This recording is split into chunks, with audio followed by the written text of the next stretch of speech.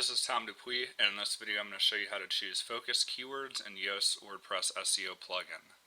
So when you edit a page or post and scroll down, you'll see this Yoast SEO box right here. And the first step is to select a focus keyword, and the next step is to optimize the content. So it's actually a little more tricky than it sounds. If you've done this before, you've probably experienced this. You set your focus keyword, use it in all the right places, maybe use the page analysis and social tab to further optimize the content. Make sure your content's really good, you publish the page, wait, and then you don't rank high in Google, and you're wondering what you did wrong.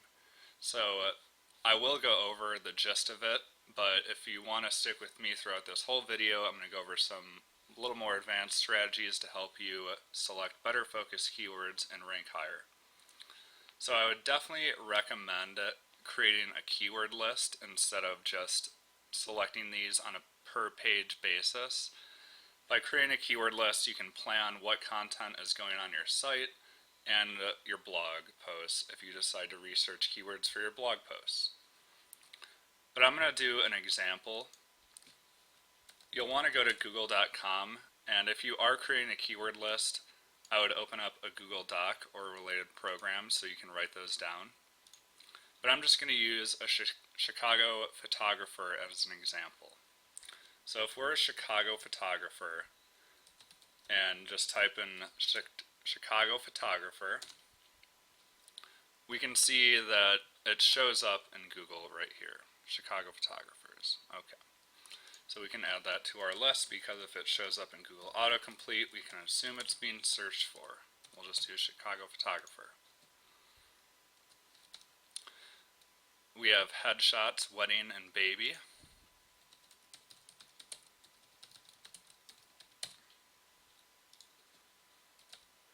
We have portrait, family, and nanny.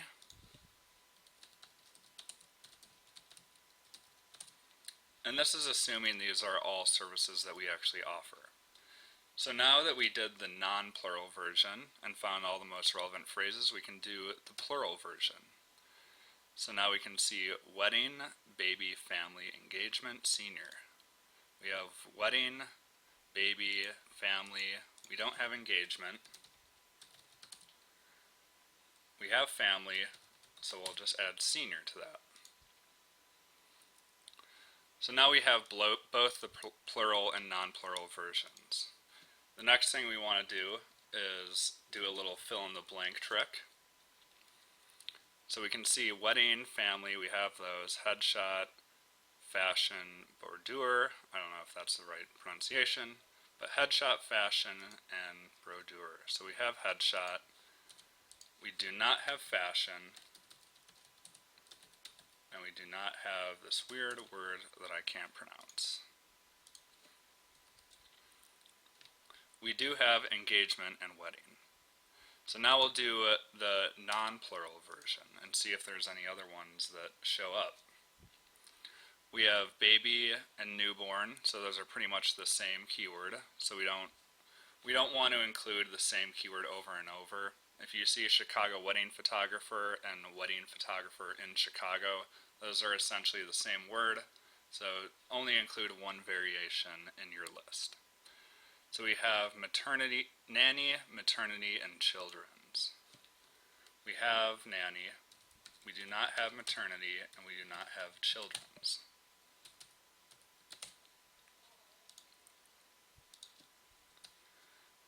Alright, so now we can do the fill in the blank method here. And see that, okay, we have professional, but we're not, that's an adjective, that's not really anything to do with the type of service we offer, so we don't need to do that. But we can try, blank photographer in Chicago.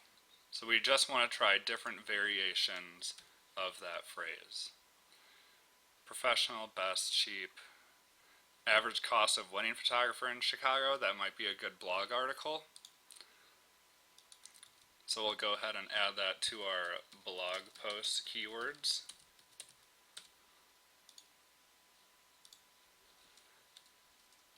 And we can even, do cost of photographer Chicago, cost of wedding photographer in Chicago. So those would essentially be the same. So you can get some blog post keywords, but I think you get the gist of it. Try out different plurals, different word ordering, and using this fill in the blank right here, and you can place it on any part of the phrase to have Google fill in the blank. And that's how you can get your keyword list going. But that won't cover everything. So we really want to be thorough and find out all the phrases that people are searching for. So to do that, go to Google Keyword Planner, and you will have to sign up with an AdWords account to use this tool. But this will tell you the actual number of monthly searches people are searching for a particular keyword, and it will tell you additional keyword suggestions. Once you've signed up for AdWords, then go here and start with a broad phrase, probably your main keyword or whatever it is. I'll just do Chicago photographer, and then in this include option, I want to do Chicago photographer. So you always want to start with a broad phrase. If you get too specific, you won't get many results. So now I'll just click Get Ideas. And I want to make sure I'm on this Keyword Ideas tab. So for now, I just want to look at the keywords to see if I missed any. So I'll look here, Chicago photographer, have all these, have all these. I do not have food, I do not have event or commercial. So I'll go here and add food, event, commercial. Architectural photographer, if I even do that. Editorial photographer. I'm not going to go through this whole thing, but you get the idea. Just go into the keyword planner, and you can use these filters right here to narrow down your results. And you just want to scroll through these and make sure you didn't miss any keywords. You can use this to go to the next page. People are searching pet photographer even. That'll be our last one, I guess. So, once you do that, the last tool I want to go over is HubShout WebGrader. And the main reason I use this is to get competitor ideas. So if you have some competitor websites out there, you can actually extract their full keyword list using this tool. So maybe you can just go to a few websites, open them up,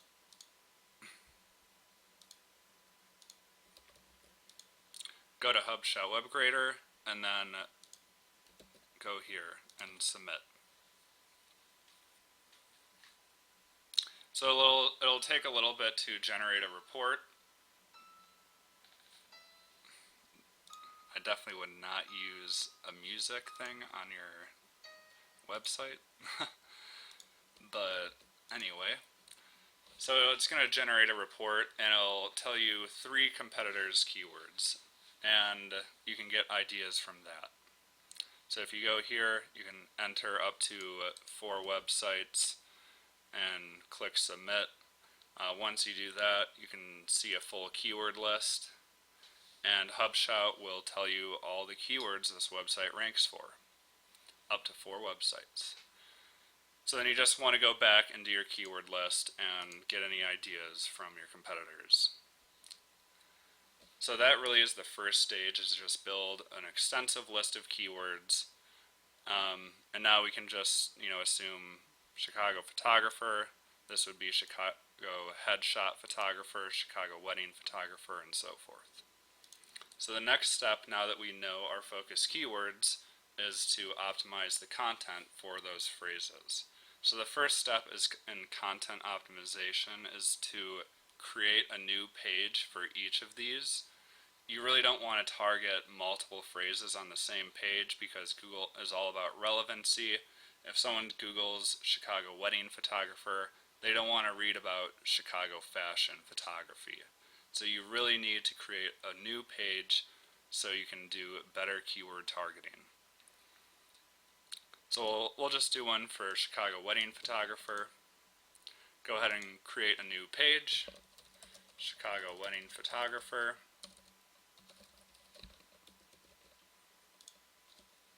We'll do caps to make it look nice. And we'll write all our content here. Then we scroll down here. So we'll just set this focus keyword. I already used it in the article heading and page title. So by default, Yoast will use this as my SEO title. So the SEO title is the title tag that appears in search engines, and the URL and meta description also appear there. But these are configured in your Yoast settings, so if you want to override those, you can just do, write whatever you want. We'll write a nice meta description. Tom Dupuis is a professional photographer in Chicago, a professional wedding photographer. And I would make this probably about 145 characters long, but don't go over the limit or Yoast will tell you, and it will get cut off by search engines. So you can see that I used wedding photographer in Chicago, but Yoast does not pick it up because it's not an exact match keyword.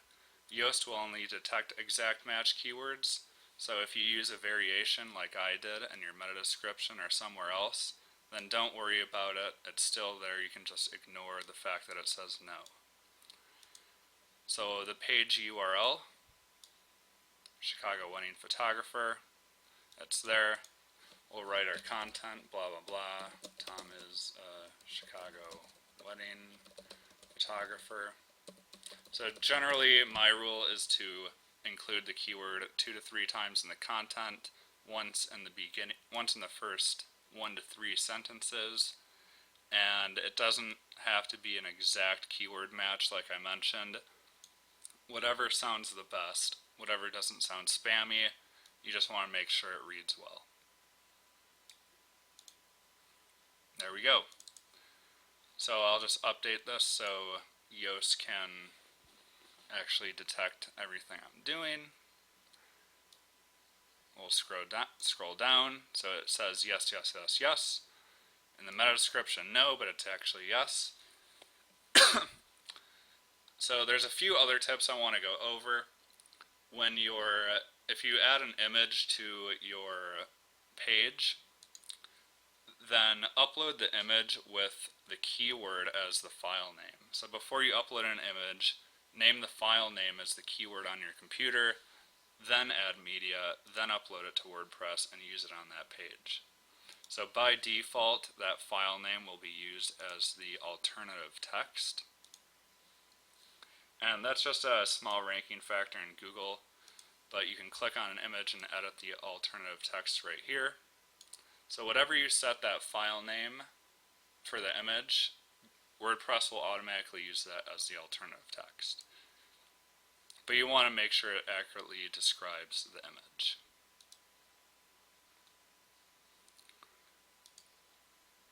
So let's look at this page analysis tab right here. There are 6 words contained in the content body, far too low. I agree, you should definitely add more content to it. No images appear on this page, so we want to use a couple images, maybe just one, but we also want to preferably use the alt text in the image as long as it accurately describes it.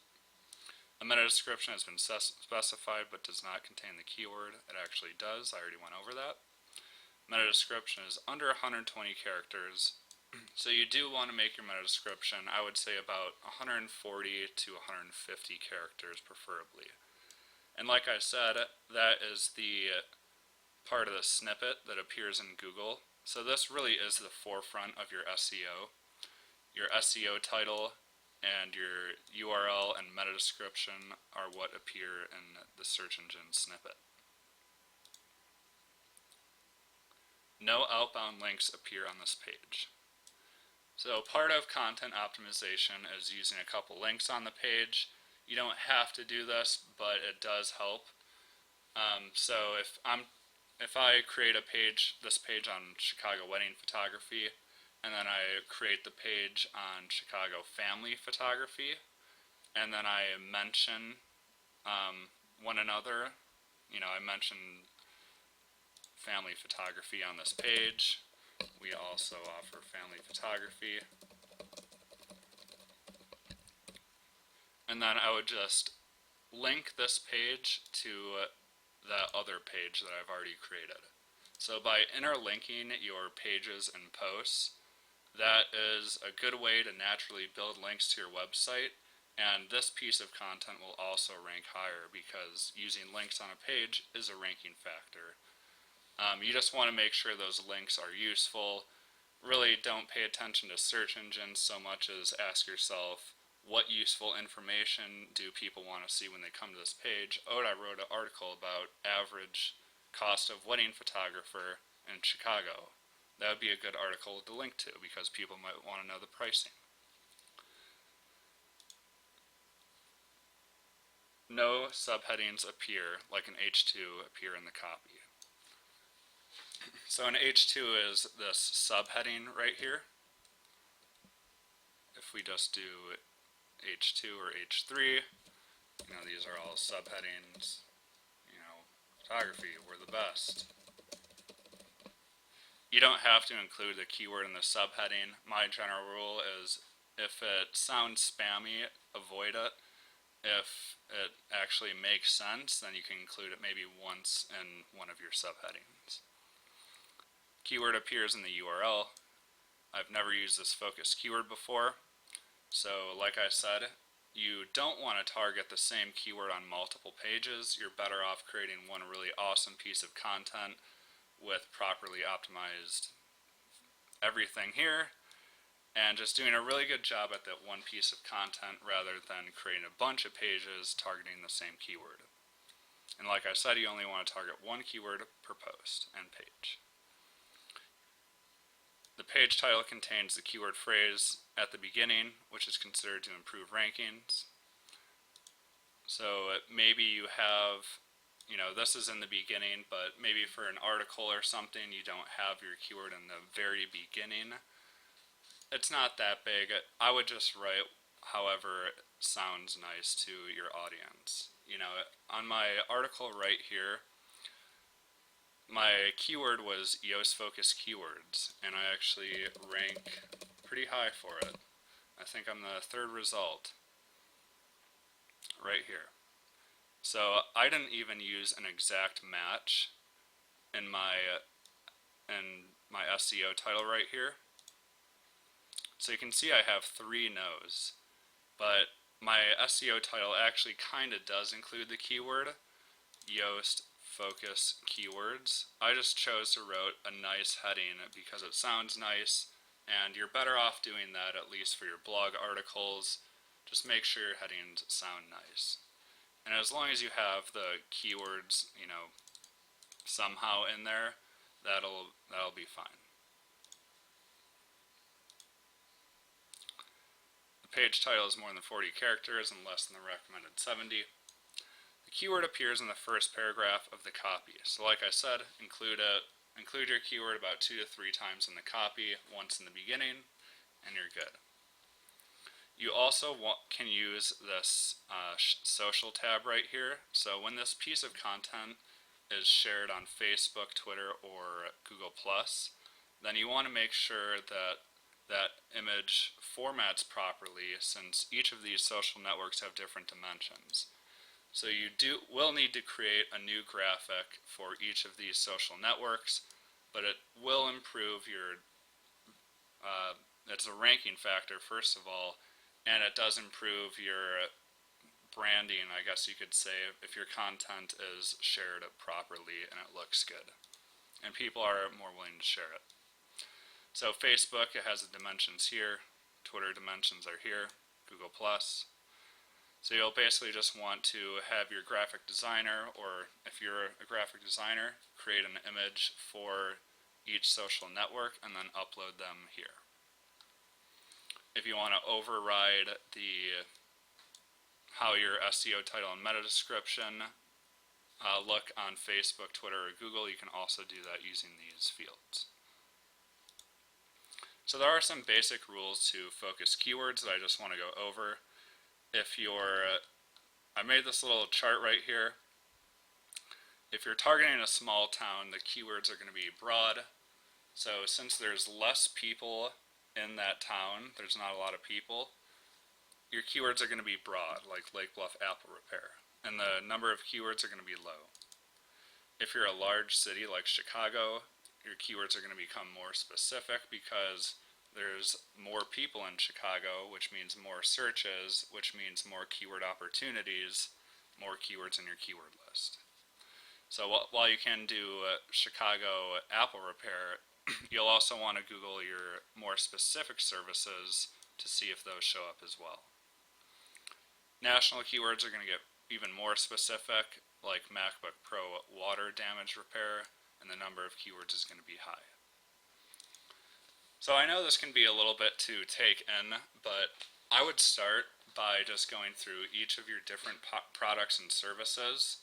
So like I did it with the photography, go through each one, test it out in Google Autocomplete and Keyword Planner to see if people are searching for that phrase. If they are, add it to your keyword list, get additional ideas from Keyword Planner and HubShout WebGrader, and start building your keyword list. Target one keyword per page and start adding that content to your site.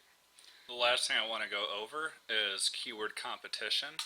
So when you're doing your keyword list and you create all these phrases, I'm not going to make you sit through this, but these would be Chicago headshot photographer, Chicago wedding photographer, just so you know. You want to research the competition in Google. So Chicago photographers, I know it's going to be very competitive because there's so many out there. Same thing with wedding, and the more specific you get, the less competition there's going to be. And this really applies mostly with national phrases. So I'm just going to go over this. You probably don't need to do this if you're targeting localized keywords, but if you're targeting national keywords, there are ways to learn the competition in Google. So I just use this example, how to get out of debt. I don't really even have to Google this to tell you it's competitive. It's a very common phrase. There's a ton of results. I already know I'm probably not going to rank for it. But I'm just using this as an example. You can look at the number of results that show up. The extended listings indicate higher competition. You want to avoid competing with large websites like Forbes, Credit.com, Wikipedia. If you can find the exact results that you're looking for, if you Google how to get out of debt, and there's a lot of articles on how to get out of debt, then that's another indicator. And if you actually click some of these links and look through them, and the content is very thorough, and they do a good job, then they've already spent a ton of time creating the content, and you're going to need to create even better content to outrank them. So those are just some indicators of keyword competition for national phrases, and that is really it. I have a lot of here's one more. If you do find one with a lot of competition, the best strategy is to go into Google Autocomplete and select a more specific phrase. So the more specific the phrase is, like how to get out of debt without bankruptcy, instead of just how to get out of debt, this is a much more realistic keyword that we can rank for. So I hope you found this video helpful. I did write an extensive article about this.